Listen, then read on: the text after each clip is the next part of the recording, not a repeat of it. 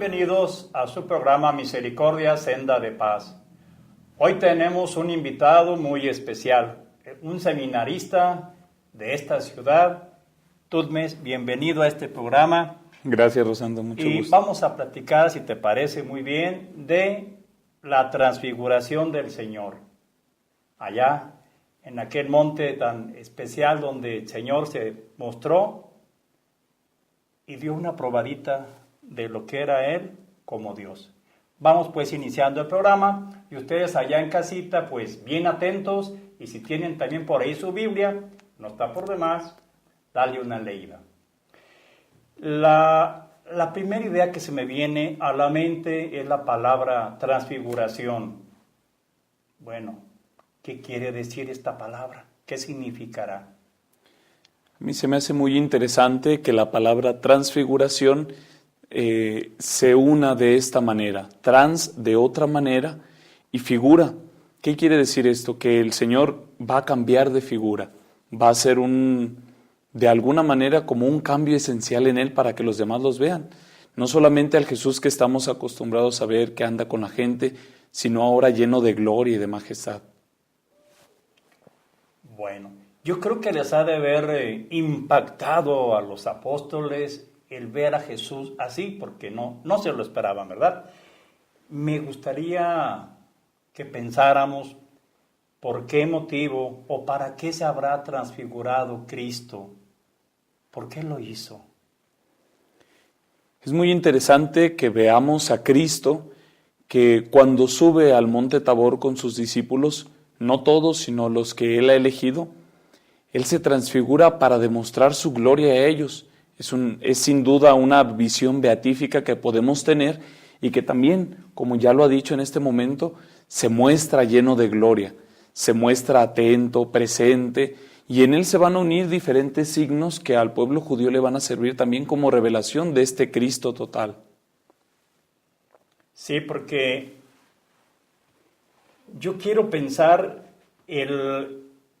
lo que habrá dicho Jesús días antes de mostrarse a estos tres apóstoles muy estimados por Jesús. ¿Qué les habrá dicho antes? Que en cierta manera como que lo obliga a mostrarse ante ellos tal y como es, aunque fuera una probadita de su divinidad. Sí, es cierto. También va a ser muy importante que tengamos en cuenta que Jesús días antes les dijo a sus discípulos que iba a morir, que iba a ser crucificado, que lo iban a tomar preso. Entonces, el profundo dolor que sienten los apóstoles va a ser de alguna manera compensado con este momento de gloria, un momento que Él al transfigurarse les revela a ellos, y sobre todo porque lo hace a sus más cercanos, aquellos que de alguna manera van a experimentar más de cerca este sufrimiento y esta pasión. Lo que me llama la atención, y nunca lo había pensado, porque años y años va uno a misa y escucha este pasaje bíblico muy hermoso. Bueno, ¿por qué no más a Pedro, a Santiago y a Juan? ¿Por qué no fue cualquier otro apóstol, incluyendo a Judas, verdad? ¿Por qué no?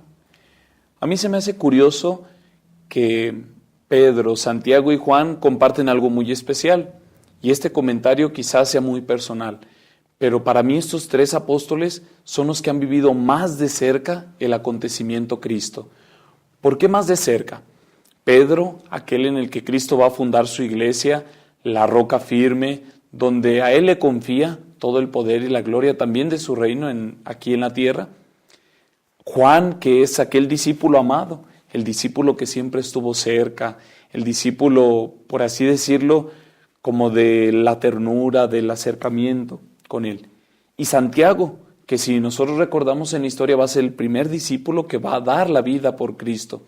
Y se me hace curioso también cómo dentro de estas tres partes podemos ver cómo es el seguimiento en la iglesia con el discípulo amado, también cómo es la doctrina y la fe sólida de la iglesia con Pedro, pero también el testimonio con Santiago.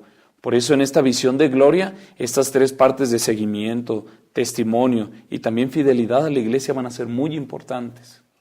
Aquí me da la impresión de que Jesús los escoge porque es para mostrarles el camino que les esperaba a ellos después de que Él muriera, resucitara y ascendiera al cielo.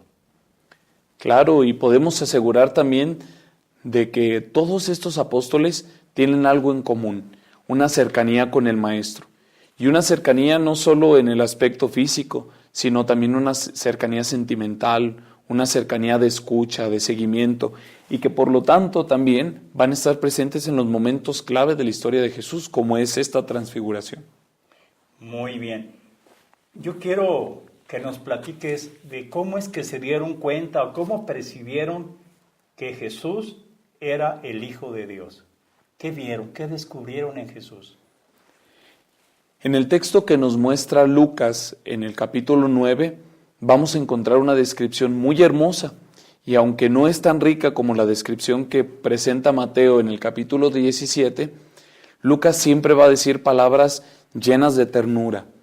Dentro de este contexto, cuando dice que su rostro cambió, resplandeció y junto a él estaban Elías y Moisés, va a decir algo interesante. Hay una palabra que en la traducción dice, cuando entraron los tres a hablar en la nube. Esta palabra, obvio que se refiere a Elías, a Moisés y a Jesús, para ellos representa asombro. Siempre es una palabra de asombro, de majestuosidad. Por eso se dan cuenta de que Jesús es el Hijo de Dios. En ellos está contemplada la antigua ley y los profetas, y por eso va a dar en Jesús una plenitud maravillosa, grande, que todos nosotros vamos a poder resolver y vamos a poder ver cuando su rostro se transfigura, se llena de luz. Ese es el rostro que Cristo ahora les quiere mostrar. Muy bien, Tusmes. Pero yo quiero profundizar un poquito en por qué esa preferencia de que fuera Moisés y de que fuera precisamente el profeta Elías. Y no hubiera sido, por ejemplo, Ezequiel, Isaías, Jeremías, tantos otros grandes profetas. ¿Por qué Elías y por qué Moisés? Podemos tener en claro algo. Si nosotros nos ponemos a ver la historia del Antiguo Testamento, los dos pilares fundamentales van a ser la ley y los profetas. La ley, en Moisés representada, va a ser toda aquella promesa que Jesús le da a su pueblo elegido, y una promesa que vendrá, que se cumplirá en Cristo. Y también Elías, como parte esencial, como padre de todos los profetas, al decir que en él, cuando dice que volverá a venir, da como la conclusión de toda aquella gloria que en Jesús se mostrará luego. Y es muy interesante que estas dos figuras, en una sola con Cristo, hablen en el monte Tabor, porque es como la plenitud de toda aquella gloria que existía en el Antiguo Testamento con la promesa cumplida en el Nuevo Testamento. En Jesús, por lo tanto, se van a dar que la ley y los profetas se resumirán en una nueva ley de amor, una nueva ley de gloria, de transfiguración, de resurrección después. Sí, porque Cristo una vez dijo, ¿verdad? Yo no vengo a abolir la ley, sino a darle plenitud. Y en ese encuentro maravilloso, pues, contagió a sus tres apóstoles que ya había elegido, Pedro, Santiago y Juan. Siempre me he preguntado de qué estarían hablando con Jesús, precisamente el profeta Elías y Moisés. ¿De qué estarán? Creo que cuando esta charla se halla entre ellos, va a ser muy importante que Jesús explica de alguna manera los padecimientos que han de venir, lo que ha pasado en Jerusalén en la historia, pero también de la resurrección que se espera. El mensaje de Jesús siempre ha sido muy claro. Está con nosotros, viene a padecer con nosotros, pero también nos da la esperanza de la resurrección. Esa esperanza que seguramente en este diálogo se ha de haber marcado concretamente y que por supuesto también podemos encontrar de que platica sobre sus padecimientos en Jerusalén, lo que va a acontecer y también cómo sus discípulos de alguna manera se dispersarán, pero siempre habrá alguien que permanezca fiel a este mensaje. Me da la impresión, Tutmes, de que también era pues para que se cumplieran las profecías que tanto se había anunciado años y años atrás. Y Jesús dijo, bueno, como que ya llegó el momento de que se vayan cumpliendo una tras una aquellas promesas. Pero el texto bíblico habla de una teofanía. A veces escuchamos esta palabra hermosa, pero no entendemos qué es una teofanía. Esta pregunta es muy interesante. Una teofanía desde el Antiguo Testamento, por ejemplo, la teofanía de Mambré, vamos a ver que es una revelación de Dios, donde Dios se revela. Es un momento importante también de gracia porque es la manera en que Dios se hace presente en medio de nosotros. Y esta teofanía en la transfiguración nos va a hacer de alguna manera entender cómo Dios es gloria. Si en otras teofanías Dios nos había mostrado su poder, su fuerza, su misericordia, hoy nos va a mostrar la importancia de su gloria. Estaba recordando ahorita que mencionaste la palabra teofanía, de cómo Dios se muestra. Recordé inmediatamente un pasaje bíblico, ¿verdad?, del Éxodo, cómo Dios se presentaba ante su pueblo allá en el desierto. Los iba guiando una nube. Y en esa nube iba el Señor, iba Dios. Bueno, ahorita recordéis esa comparación. No sé si pudieras platicarle a las personas que nos están escuchando, ¿qué habrá producido, qué impacto habrá tenido esta teofanía sobre los 3 apóstoles? Porque se quedaron impactados, pero bueno, ¿qué tanto? ¿Hasta dónde? Pues es muy interesante ver que todos los apóstoles, de alguna manera, seguían a Jesús en su manera de ser, de caminar, como ya lo habíamos mencionado. Pero en este momento, la teofanía es diferente. Jesús se demuestra a ellos tal cual es, en su gloria, en su poder, en su majestad. Y el que sus apóstoles lo hayan visto así, es una manera de creer plenamente en Él. Aumenta su fe, su confianza, su manera de ver las cosas. Pero también es una manera de llenarse de esperanza por lo que va a venir, las cosas que van a acontecer sin duda. Muy bien. Yo quisiera que nos ampliaras un poquito más sobre por qué, insisto, por qué se escogió estos tres apóstoles, un poquito más. ¿Cuál fue el objetivo de Jesús? Como que Jesús estaba pensando en algo que iba a venir. Hace rato hablábamos de que se presentó de esta manera a Jesús porque les había dicho algo terrible que le iba a pasar. Pero, ¿y a ellos qué?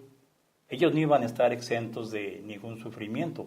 Entonces, ¿en qué podemos aprovechar esta teofanía para estos 3 apóstoles? ¿Qué tanto les impactó? Siempre a mí me gusta mucho la frase de que Dios, después de un sufrimiento, trae calma, pero mucho antes de él ha dado fortaleza. Y es muy importante entender esta frase también a la luz de la palabra de Dios ahora. La teofanía que se ha visto ahora en la transfiguración es una manera de que el Señor les dará fuerza y esperanza a estos 3 apóstoles como bases fundamentales, ya lo habíamos mencionado, pero sin embargo también personalmente. Es una manera de que ellos no desfallezcan, de que sigan firmes en su fe, de que, por así decirlo, sientan una presencia más viva, edificante del Señor. Bien, de la teofanía, que es la manifestación del Señor, ¿qué tantos días después de este acontecimiento, qué habrá pasado históricamente a Jesús y a los apóstoles?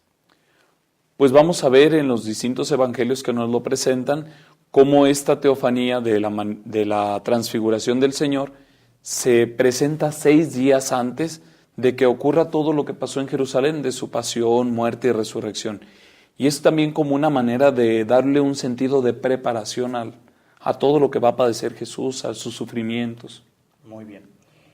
Me da la impresión de que a veces hemos escuchado mucho y hemos hablado en este programa del Monte Tabor. Pero ¿en dónde geográficamente, dónde está el Monte Tabor? ¿Verdad? Si nosotros ubicamos un poco Galilea, la Baja Galilea, el Monte Tabor se encuentra como a unos 588 metros sobre el nivel del mar. En la distribución de las distintas ciudades de Judea, era un monte significativo también para los de la ciudad.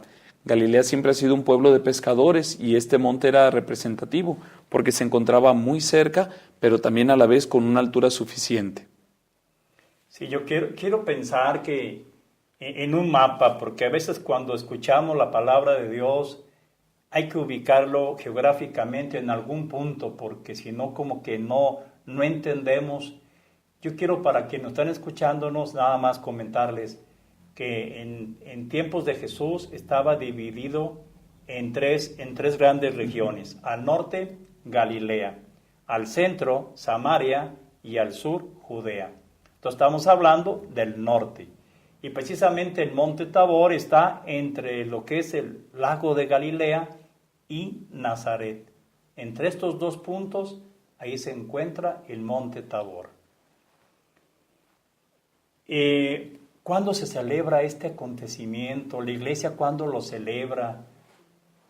Porque tiene que haber un principio, ¿verdad? No fue luego, en los primeros años del cristianismo, no creo que se haya festejado este acontecimiento. Se narró, se contó, se vivió. Pero la iglesia, ¿como cuándo habrá empezado a festejarlo? Es muy curioso que la historia de esta fiesta, así también como en nuestro calendario litúrgico, tiene diferentes acepciones, tiene diferentes maneras de interpretarse y de verse. Por el año 337 después de Cristo, San Gregorio instituye esta fiesta para suplir una fiesta pagana que ya existía, a la diosa Afrodita, a la diosa del amor, y la pone a la transfiguración del Señor como una manera de ver también en Jesús, o en este momento especial, como aquellas revelaciones de amor, de esperanza, de alegría. Ya después también vendrán diferentes momentos en los que la Iglesia optará por acomodar esta fiesta a lo largo del año litúrgico. Bueno, porque me imagino que no es la única fecha, el 6 de agosto, cuando la Iglesia celebra la transfiguración, sino también en qué otra fecha se puede, o la Iglesia festeja este acontecimiento. Sí, también la Iglesia en el segundo domingo de Cuaresma recuerda este preciso momento de la transfiguración como una manera de prepararnos a lo que va a ser la Semana Santa. Me gustaría que nos platicaras, porque cuando hablamos de iglesia, pues tiene que haber un papa, obispos, sacerdotes y todos los laicos que componemos la iglesia. Pero tuvo que haber habido algún papa que impulsó más esta festividad para toda la cristiandad de todo el mundo católico de aquella época. Sí, así es. En el siglo XV, los cristianos ganaron una guerra en Belgrado, concretamente en el año 1457.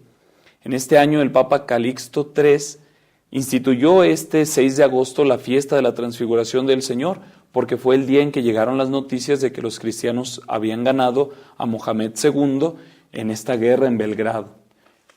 Es importante esta fecha y este acontecimiento para la cristiandad, porque recordemos cómo el avance musulmán con su religión forzosa de que o eres adorador de Alá o si no te matamos, pues venía acabando con el cristianismo. Y precisamente esta batalla fue decisiva para ponerle un alto y que los cristianos pudieran seguir viviendo en paz y demostrando su fe en Cristo.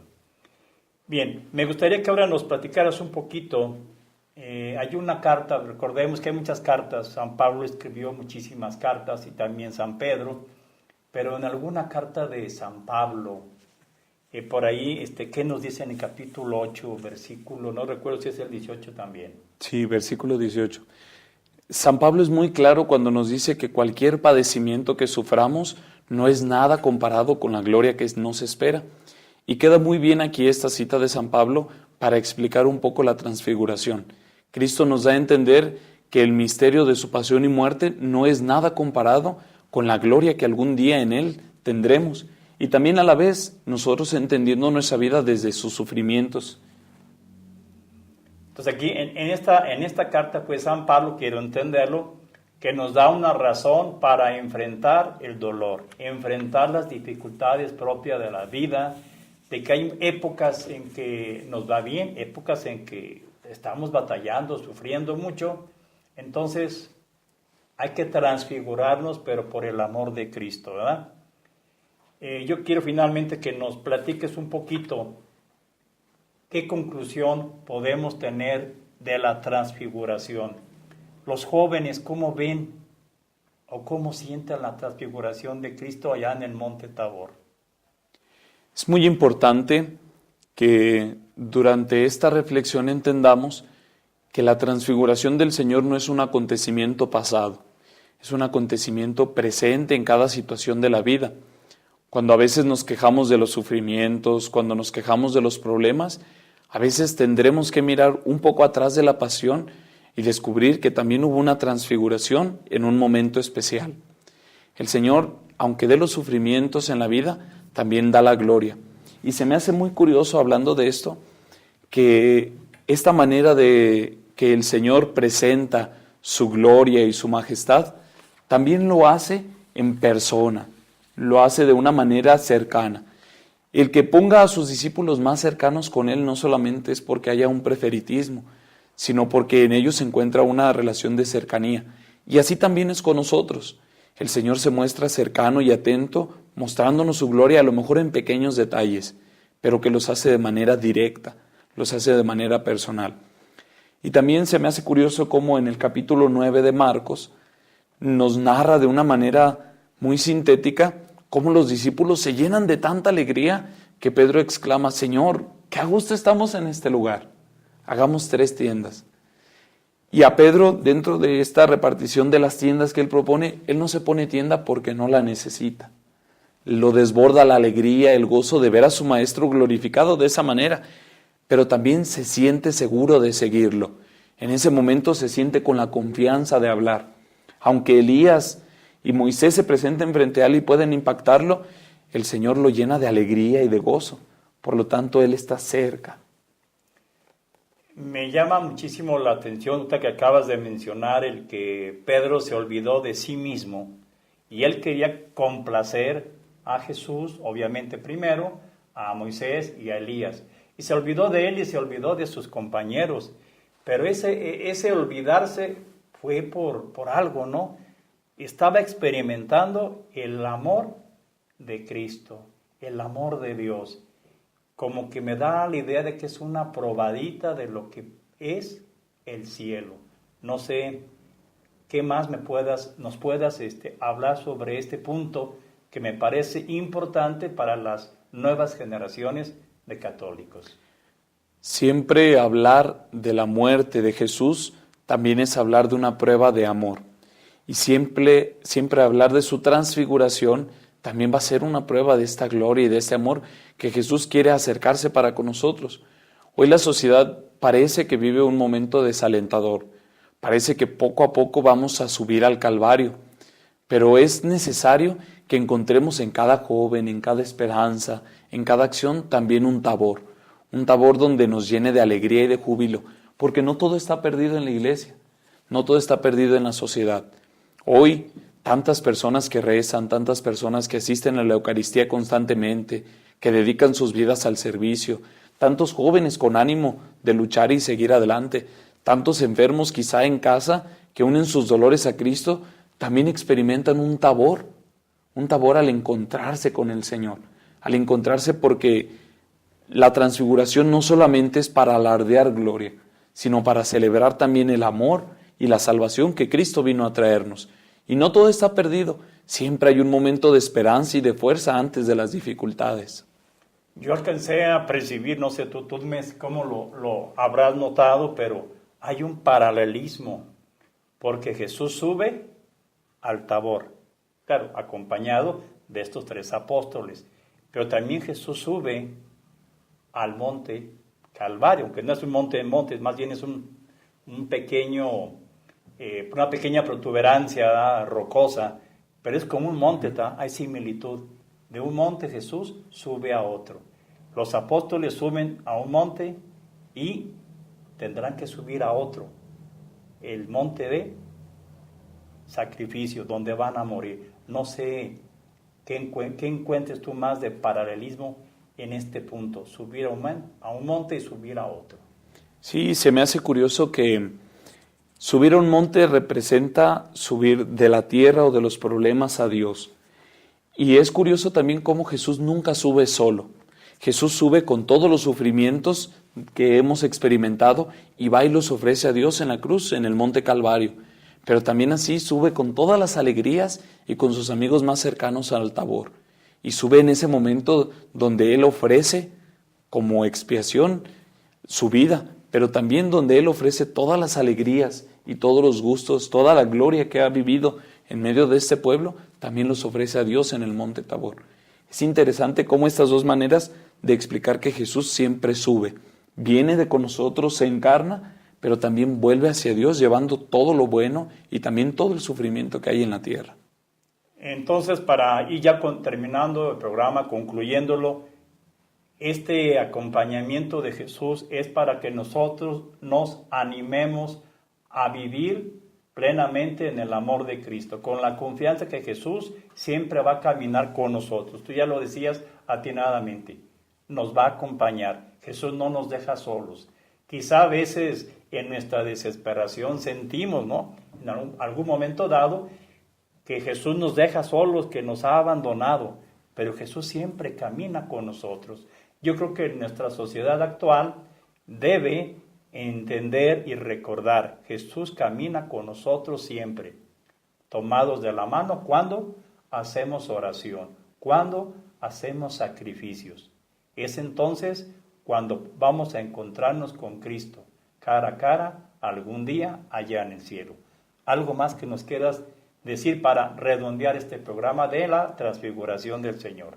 Pues ojalá que aprovechemos esta gran fiesta de la transfiguración del Señor, sabiendo que Jesús está presente también en las alegrías, en la gloria, y que Él siempre, como decíamos, va primero, delante de nosotros a llevarnos a la alegría, que también nos prepara para el sufrimiento, pero que algún día será resurrección.